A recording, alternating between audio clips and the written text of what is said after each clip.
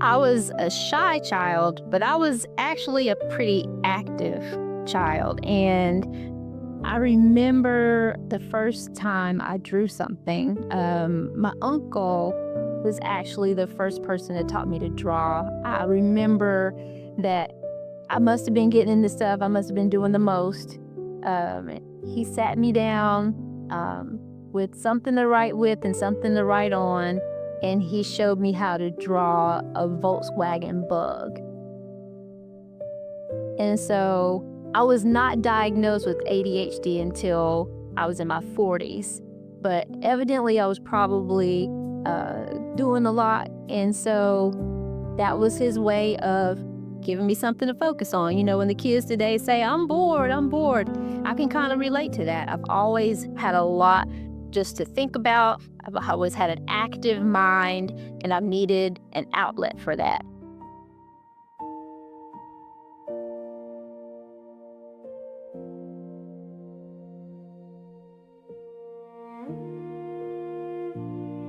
My name is Courtney Chavis, and I'm a native of Greensboro, North Carolina. Lived here all my life. I'm 50 years old.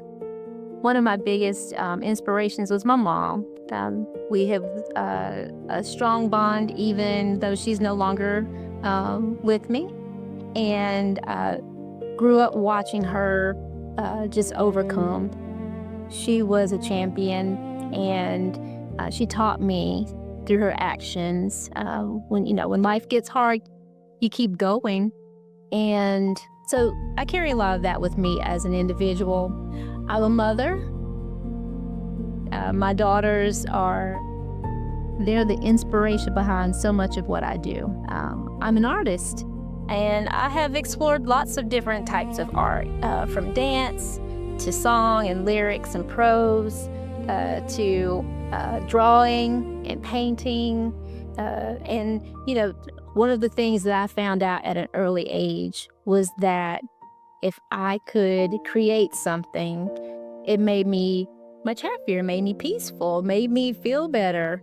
It helped me to express myself. And so I am the owner of businesses, and one of those businesses is Here Courtney. And when I was younger, people really didn't hear much from me. I was one of those kids that people used to call shy. I walked with my head down. I, answered very little if somebody asked me a question. If I could say that's all I would say back. I didn't find my voice until I was an adult. Even though I would do things like cheer and I was front and center, but I was still not very confident. I was still struggling with a lot of things internally. And so for me, at this age, I'm fortunate that I discovered early on the key to a lot of my personal wellness, which is my creativity. I am a creative. So over the years, being creative was therapeutic for me. It was a retreat for me. It was a way for me to escape maybe some of the harder things that were happening in life. And so over the years, would take classes. I would go to Weaver during the summer. I would specifically take art classes if they were available, like for electives in middle school, in high school.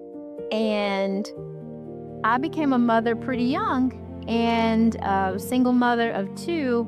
And I had no idea that all of that kind of training, if you will, spending time doodling, doing art course homework and classwork would eventually become a way for me to have extra income and supplement my income through freelance, being a freelance designer. Really, I started out with, I didn't have a lot of money. I started off with a rent-to-own desktop, big desktop computer.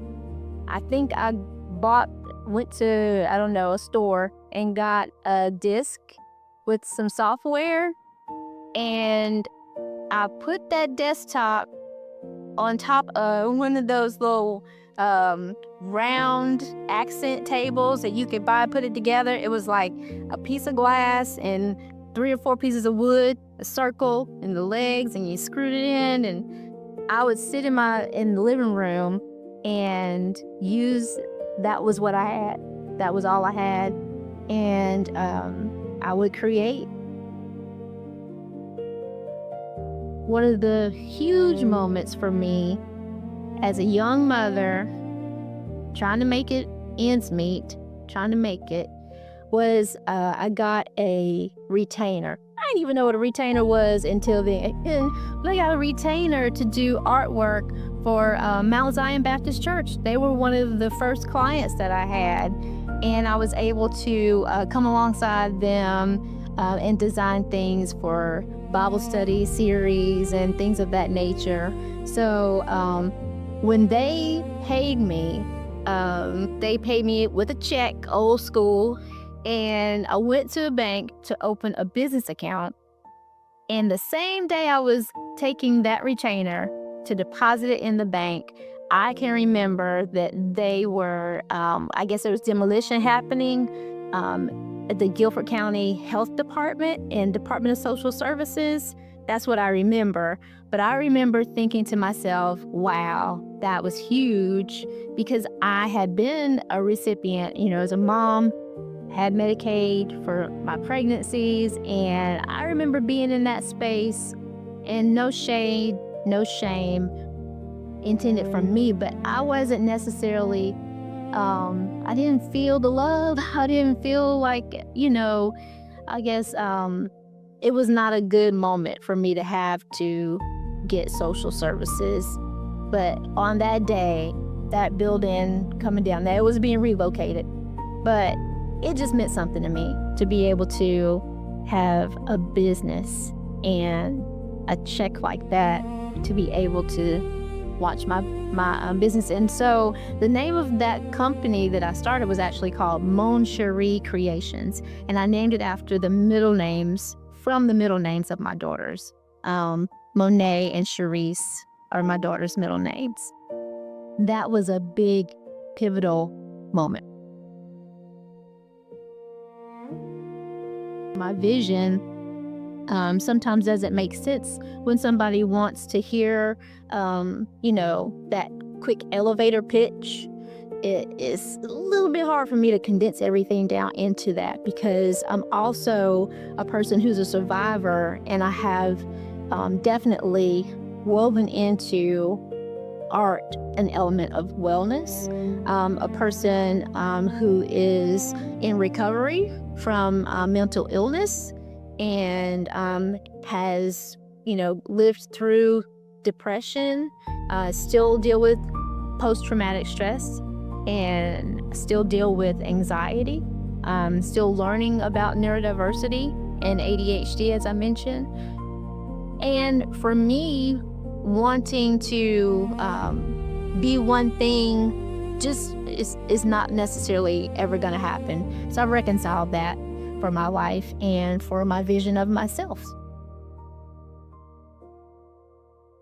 Some days you're going to catch me and I'm going to be writing a very long blog on Facebook instead of in a blog app. And I'm going to be reflecting and writing about a thought that I had that morning. And I'm going to show up as, Courtney, maybe the inspirational former pastor writer, because I want to see everybody get to, their best selves, and I want to see people live. And I've struggled over the years with just wanting to be here, and I don't struggle with that.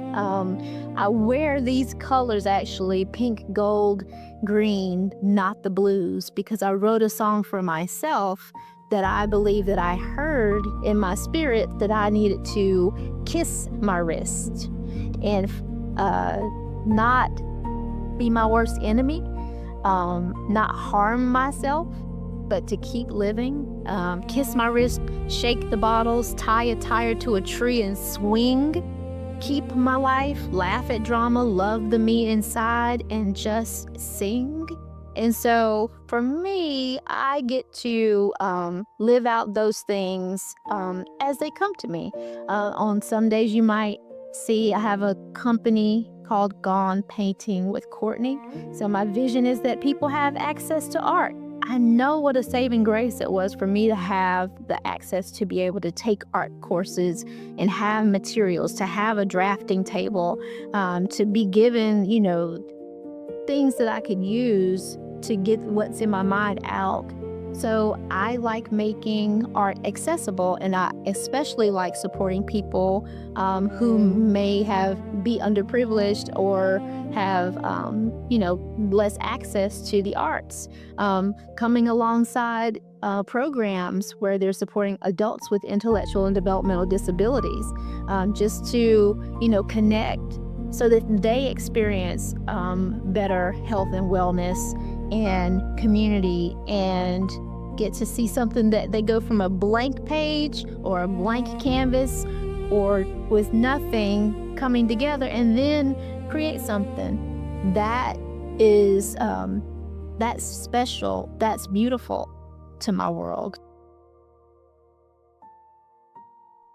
With writing songs, as I mentioned, for me, I drive around singing songs that I write to myself all the time. So one of the things that I do not want to die not having done would be to be a published writer.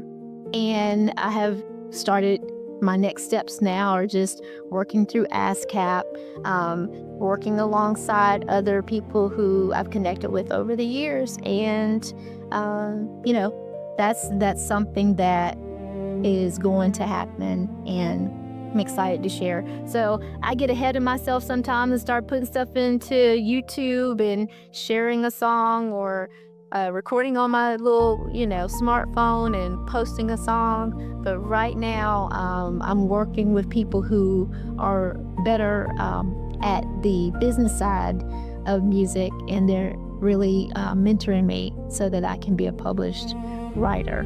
So for music, I have written a couple of books already. I have copyrights, helped many others publish their books. But right now, I just want to see other people access those songs that have been playing in my mind, in my car. So one of the next steps for me, what's next for me, is taking time to assess what I already have. I have amassed a lot of content over the years. And, maybe I started off with things being, just for personal reasons or hobby, but I actually am a business. I am an entity. I'm multiple businesses. And so taking really a look at all of the content that I've amassed, looking at what things could be money earners, and then what things I'm not really interested in taking into that space. And so I have struggled with the confidence to present my content to people. And having worked with mentors and having, just reached out and connected to other creatives, it has really helped me to get out of that space to come into my own. And so even, being part of this documentary is a testimony to that. Being able to be sincere and just say, I know this might not sound, like this person, but will you just listen to it, right? So my pushing myself into spaces to be heard, right? And helping, myself to really look at myself as a person with quality content that should be shared is where I am today. And maybe somebody arrived there, early on in their career. That's where I am, and I'm okay with that. I want to not kind of leave this earth without having been, able to say to myself, you did the best that you could do, and you never gave up on your dreams. And I call it my trees to leave behind. A quote that I would share. I woke up in the middle of the night. You know how you wake up and something random is on TV? There was a man in, I can't remember what country, but he was a keeper of trees. And his job was to maintain this forest so that it would be there for generations to come. And so in my mind, my trees to leave behind are my lyrics. My trees to leave behind are the things that I create. So it's not the same as those kind of trees, but they're the things that I'm planting. They're the things that will be here when I'm not here anymore. And I'm still going for it. There's nothing in me at this point that says, you've been trying for years and years, Courtney, just give up. Nope, I'm still going for it.